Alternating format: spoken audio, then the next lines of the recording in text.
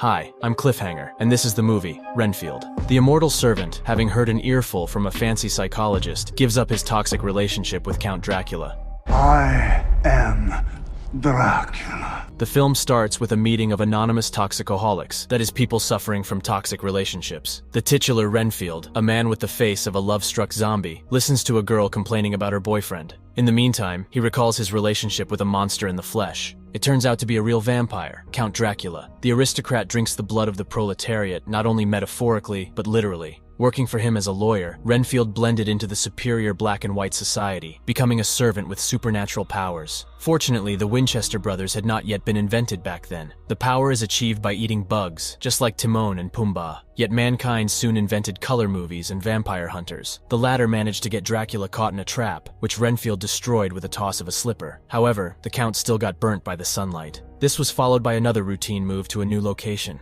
There, Renfield gets hooked on heartwarming stories about toxic relationships and is horrified to find himself in them, as if he hadn't realized that eating people was wrong before. Yet he, like the unnamed founder of Fight Club, only prefers to listen. Renfield seeks out victims for his master. He chooses the abusers he had been told about at the meetings as dinner. He finds one of them in an old warehouse. The man splits stolen drugs with his accomplices. The criminals mistake him for a hitman, cheerfully scattering the criminals and putting them to sleep with chloroform in the process. Renfield celebrates his victory, but not for long. A real killer shows up sent by the mafia to punish the thieves. During a friendly kick-ass, the killer cuts open Renfield's stomach, releasing his languishing intestines. He uses a bug to dope himself up, shovels his guts back in, and gives the killer an awesome fatality with one precise strike. It's just mind-blowing. Gang leader Teddy Lobo, noticing the head and a bloodied Renfield, runs away.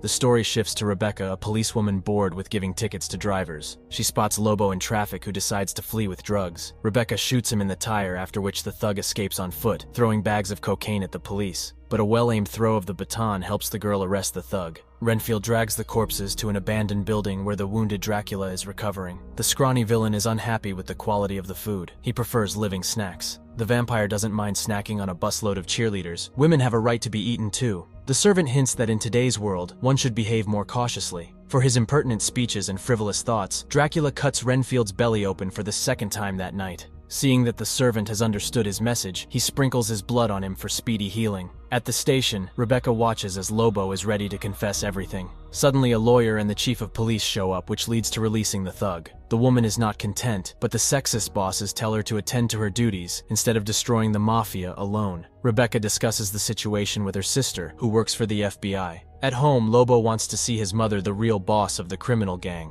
The matriarch invites Mama's boy for an audience in the basement to give a lecture on authority in the criminal underworld, while behind the curtain the body is being dismembered. Rebecca and her partner investigate the scene of the arrest to find out what the thug was running away from. They find a bloody pen dropped by Renfield, which leads them to the bar, where he hangs out looking for a suitable victim. Lobo and his associates rush there to punish the cocky police officer. Renfield, noticing the cops, decides to make off without his prey. But on his way out, he spots a squad of armed thugs in masks. The man wants to take the life-giving bug, but the rumble of gunfire makes him drop a box of them. The thugs take over the cafe. Rebecca recognizes Lobo by his costume. Understanding that there is no point in hiding, the leader removes the mask and makes her an offer to admit in front of everyone that she, like the rest of the cops, belongs to his gang. Then she can avoid the fate of her father, being killed by thugs. The girl calls Teddy's bluff by offering to shoot her, but he doesn't have the guts. Watching the verbal squabble, Renfield notices a tasty fly. The insect gives him the strength to intervene and crush the thugs. Remembering the popular saying, "Don't fear the knife, but fear the fork," the man pokes everyone, including Lobo, with the cutlery. Rebecca joins in the humiliation of the thugs with her service weapon. The two of them take down the gang, missing none other than Teddy,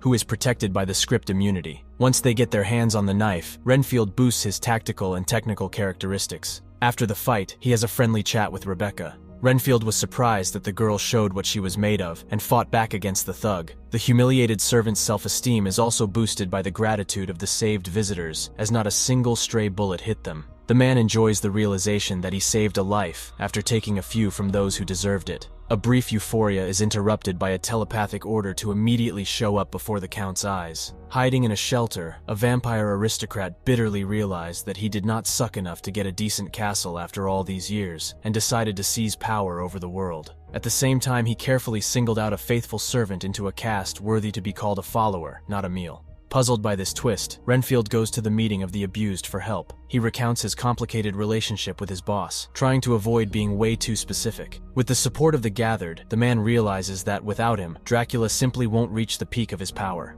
Determined to change his life, Renfield rents an apartment and prepares to move out on his toxic boss. He renovates the place, decorates the walls with motivational posters, reads books on corny psychology, makes friends with his neighbors, and pulls himself together. He even releases trapped insects, a source of inhuman strength. As the cherry on the cake, Renfield goes to the police station to see Rebecca, who accuses her colleagues of being corrupt for not wanting to catch Lobo, and asks her sister to check the blood on her pen for DNA. Meanwhile, gangsters have hacked into the national security system and are searching for Renfield on camera. They find out that he has been hanging around an abandoned hospital for a long time, and they send a death squad there led by Teddy. They enter the building carefully, not realizing there are a lot of dead bodies waiting for them.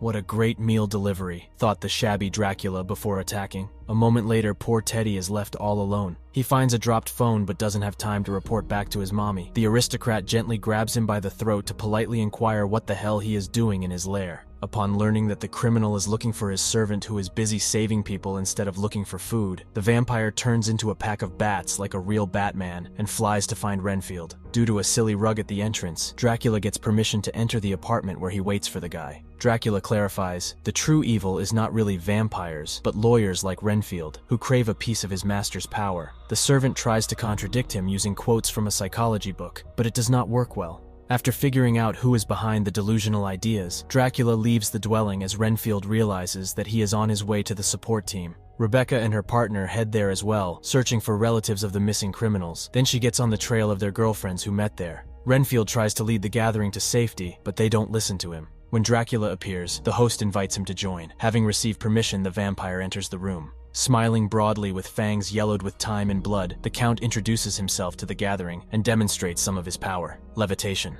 Then he ignores Renfield's entreaties not to touch these people and makes a bloody mess within seconds. After promising to turn humanity to chaos for betrayal, Dracula walks away, leaving Renfield beside the corpses. This is how Rebecca and her partner find and arrest him. But once the bosses are informed, the cops and Lobo's thugs arrive at the scene. Even the partner betrays Rebecca. The clan matriarch needs Renfield to find out what happened to Teddy. Under the weight of bulletproof arguments and the sight of dozens of guns, Rebecca agrees to hand over the prisoner. However, it is a ruse. She jumps into a car and drives away under a hail of bullets. The police declare her wanted. Meanwhile, Teddy wakes up in Dracula's hideout and sees the bloodied host. The vampire doesn't ask what he can do for the Mafia, but he wonders what the Mafia can do for him.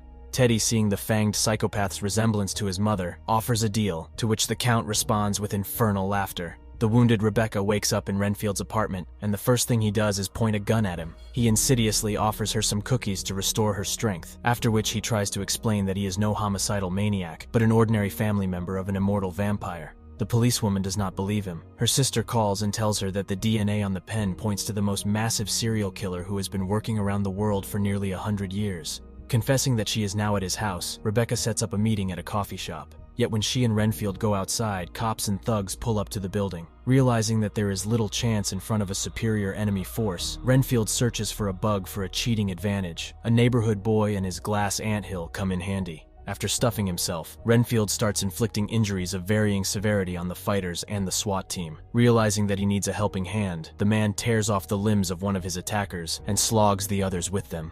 Having dealt with the attackers, Renfield and Rebecca make their way down the mountain of corpses. The police chief and the mafia matriarch observe the rampage of bodily harm and fountains of blood on camera. Realizing he can't handle it, the chief leaves, but soon his severed head rolls back in and Teddy shows up after him. He closes the windows and orders the arrival of the coffin, in which, like a kinder surprise, lies Dracula himself. The bloodthirsty temper of Lobo's mother is to the bloodsucker's liking. While waiting for Rebecca's sister, Renfield tells her about his family whom he abandoned under the Count's corrupting influence. The girl dials her sister, but Madame Lobo answers her telephone, as she has captured her. Rebecca sets out to rescue her relative. Renfield warns that Dracula is also there. The Count has made a telepathic connection with him. The loners stock up on an arsenal of guns and bugs. Renfield sharpens the insects, reminding Rebecca that they must be there before nightfall. The vampire's power grows stronger at night. The two of them enter Lobo's lair where the leaders greet them from the second floor. Renfield realizes that Teddy has become a new familiar, which makes the task much more difficult. He is not the only one with powers, the other sidekicks have acquired them too. The only thing they do not have is years of experience. Renfield manages to fight off the numerical superiority more or less successfully with his skill set, while Rebecca tries to kill Teddy with a shotgun. Renfield intervenes in their confrontation by distracting the familiar. While they fight, Rebecca goes to Madame Lobo. She closes the shutters for Dracula to appear. However, the vampire is tempted to talk. He convinces the policewoman that he is not the villain Renfield has made him out to be. The Count tries to win Rebecca over to his side by promising to heal his beaten sister. While she is considering the offer, Renfield, who is losing the battle, gets the bugs and gives Teddy a pure X-ray. After being beaten, he sneaks over to his former boss, talking Rebecca out of it, but she, not wanting to lose her father and her sister, embraces the vampire. Yet it's just a ruse. The girl flicks a switch to raise the shutters. Fuming from the ultraviolet light, the vampire disintegrates into bats to cower in the dark crevices. In pursuit of him, Rebecca and an exhausted Renfield descend into the basement where the Count attacks the girl and lifts her into the air. Mindful of the healing properties of vampire blood, she shoots him in the leg, and the leaking fluid falls on Renfield lying below. This is enough to bring him to his senses, so he jumps on the toxic boss in order to tear out his fangs. However, this does not work. New ones grow back almost instantly. Remembering the meetings, Renfield crutches to Dracula, emitting corny quotes in the process. Unable to endure the psychology for housewives, the vampire shoves the servant away. Yet when he lunges back, he is caught in a protective circle created by Rebecca from cocaine and instructions on the internet. Taking advantage of the prisoner's defenselessness, the newfound slayers dismember him into small pieces, which they spread in concrete cubes and pour into a sewer. Even if he comes back to life, it will take a long time to do so. Rebecca, along with her sister mended by vampire blood, arrests Madame Lobo. The strained blood was enough to resurrect the entire support group, thanks to which Renfield had the courage to confront Dracula. The last meeting brings the film to an end.